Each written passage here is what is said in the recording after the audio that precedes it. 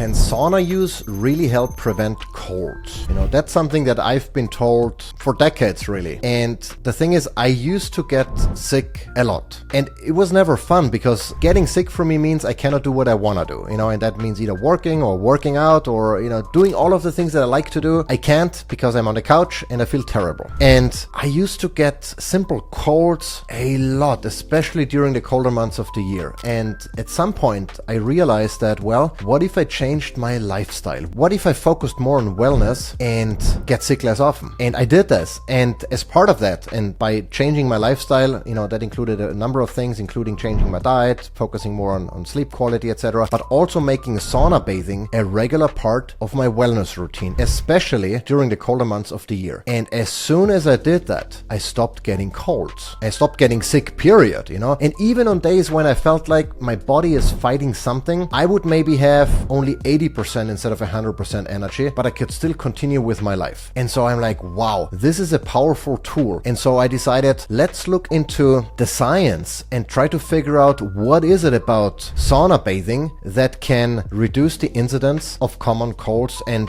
you know, disease or illness overall. Because sauna bathing has been practiced for a long time, especially in the Scandinavian culture, and they barely seem to be getting sick. And I've been using now Finnish and infrared saunas for many years while tracking my recovery and blood markers and immune health and sick days and all of those things. And in fact, I did a whole video on comparing infrared versus traditional if you're interested to see what the differences are. But for this video, I just want to talk about sauna bathing in general, and we're going to talk a little bit about the nuance between infrared and traditional to see if it makes a difference, and if so, how, when it comes to preventing the likely or reducing the likelihood of getting cold. So in the next couple of minutes, I'll share with you how sauna bathing primes your immune system, what studies really say about prevention versus treatment. So what happens if you're already sick? Does it make sense to jump into the sauna? I'm going to share a practical sauna protocol with you that you can use today. That's the one that I typically use. You know, if you want more science-backed health strategies like this one, you know, just hit subscribe and maybe share this video with someone, you know, who could use it. But let's talk about one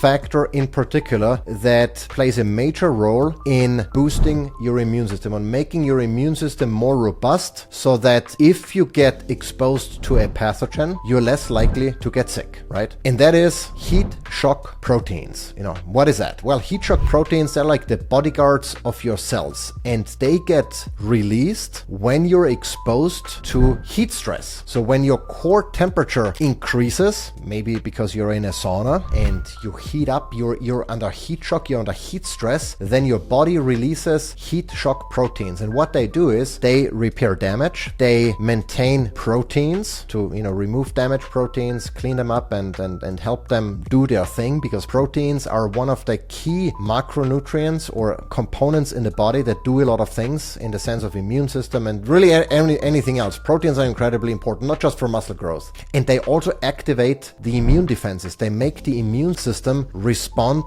stronger and faster. And if you regularly release those heat shock proteins by using a sauna frequently, then your immune system gets trained, you know, to be faster and stronger and more effective after all. So those are the heat shock proteins. And funny enough, there is a counterpart to the heat shock proteins. Those are the cold shock proteins. And guess when they get released? When you expose yourself to very cold temperatures, like in a cold plunge. And that's one of the reasons why combining sauna with cold plunge is so effective. And in fact, in most of the Scandinavian countries that practice sauna bathing, have a sauna culture, they always include the cold plunge as well. So it's not just the sauna, it's very often the combination that gives you the most benefits, and we'll talk about this in a separate video. But heat shock proteins, incredibly important as part of your body's immune response. And if you're thinking now, well, so what does the science say as far as prevention is concerned? And there are a couple of clinical trials out there that actually show that if you use saunas regularly over the course of a couple of months, so it's not just you use the sauna one time and then, you know, you're not going to get a cold, but if you use the sauna regularly, then you can cut the risk of getting a cold in half. So a reduction of 50% after just a couple of months of regular sauna use. That is quite impressive because that's only due to sauna bathing, nothing else. I mean, if you pile on then,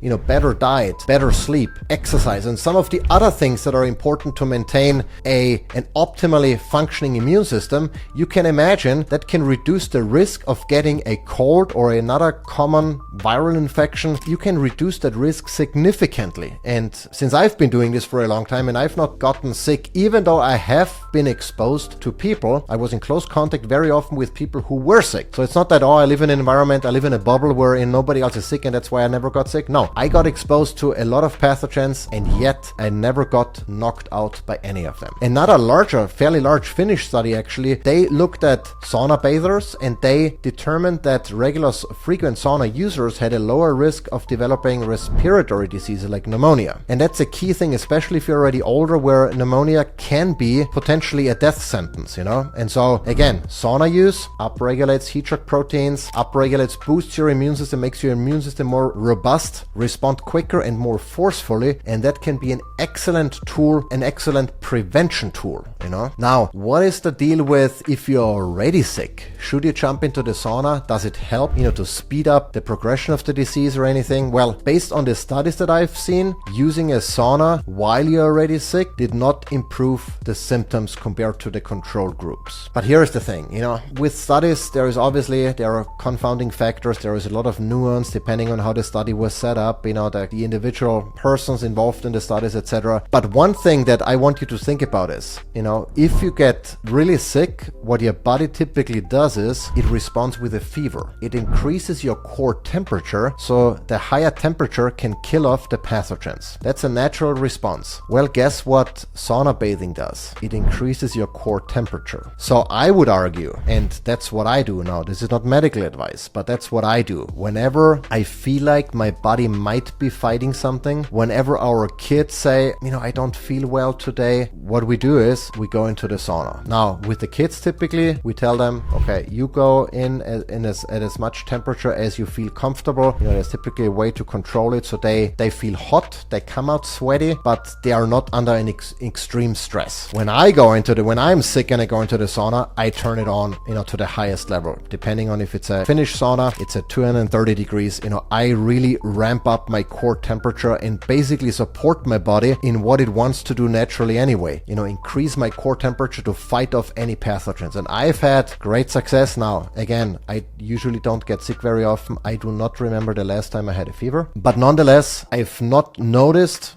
in our family setting that sauna bathing while we were under the weather, so to say, had any negative implication. If anything, I would argue it has helped. So again, not medical advice, but just to me, it makes sense, you know, increase the body temperature, the core temperature, and help, you know, fight off the pathogens. Has been working for us. Studies have not shown that this is actually helpful, but again, depends on the study setup, etc., whether or not the study was good or not. Now, another aspect to sauna bathing is that also plays a role in immunity and helping your body to be more robust and resilient overall is the fact that sauna bathing mimics a light cardiovascular workout, at least if you have the temperature, you know, high enough so that your heart rate increases, your circulation improves, and that typically also triggers a temporary increase in white blood cells. And those are, you know, the antibodies that your immune system releases in response to a problem, be it a pathogen or something else. And so each sauna session is really a workout not only for your cardiovascular system, but also for your immune system. And you don't even have to put on sneakers, you know? And so that's another nuance to this and why sauna bathing is working. Now, if you think now, well, that's all great, but saunas are incredibly expensive. It is true, especially traditional saunas. You know, if you want to have like a walk-in type of cabin, you can spend thousands of dollars. I know that because we have several saunas in our home spa and they're all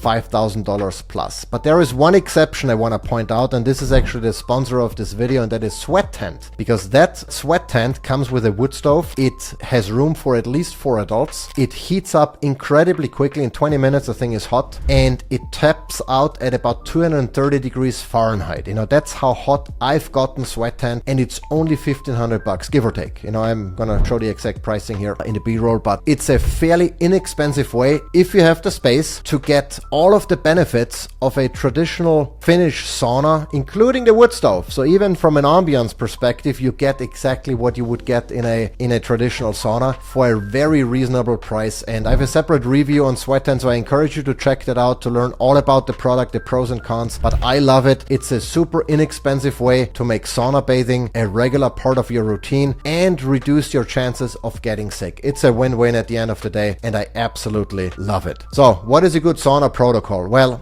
ideally you use the sauna for at least, I want to say 60 to 70 minutes per week. If you can get in 2 to 4 sauna sessions a week, I think that's ideal. Typically in winter, that's what we do over here. We jump in for about 15 minutes, into the sauna at very high heat, like 230 degrees Fahrenheit. I mean, you can make it as hot or as you want to. Typically, you want to be above 170 degrees Fahrenheit, which is what, minus 30 divided by 2. So about 70 degrees Celsius to get all of the benefits. And after 15 minutes, we jump into a cold plunge and then go back into the sauna. And we do this typically for 2 rounds, sometimes 3 rounds, depending on how much time you have. You can do it more often as well. I mean, in Norway, when we did the sauna and cold plunge in the Arctic Ocean, I think we did like 4 rounds. So you can do it as often as you want to, but at least 2 sessions I would recommend, or 2 of those back and forth. That's ideal contrast therapy. You get the benefits of the heat shock proteins, the cold shock proteins, so you get the double benefit to support your immune system. And you do this. Hopefully, if it's like high summer, like right now as of this recording, where it's like 90, 100 degrees outside, going into the sauna, I'm like, I don't really want to do this every day because I'm already sweating just stepping outside. But in winter or in fall, leading up to the cold season, we start using the sauna and we don't get sick during winter. And we do this until the weather warms up again and we can then expose ourselves to the high temperatures on the outside without having to use a sauna. It's such a no-brainer. It's good for you. There are so many health benefits. And if you don't get sick, if you win 1, 2 or 3 weeks during winter that you're not sick, that you can remain productive and do the things that you like, I mean, that's a no-brainer at the end of the day, and totally worth the $1,500 that, sweat tent costs. Now, with that, we're gonna wrap it up. Let me know if you like this video. Let me know in the comments below, have you been using saunas for prevention? Have you used it while you're already sick? If so, did it work for you? Did it not? Let me know. I'd love to hear from you. And until next time.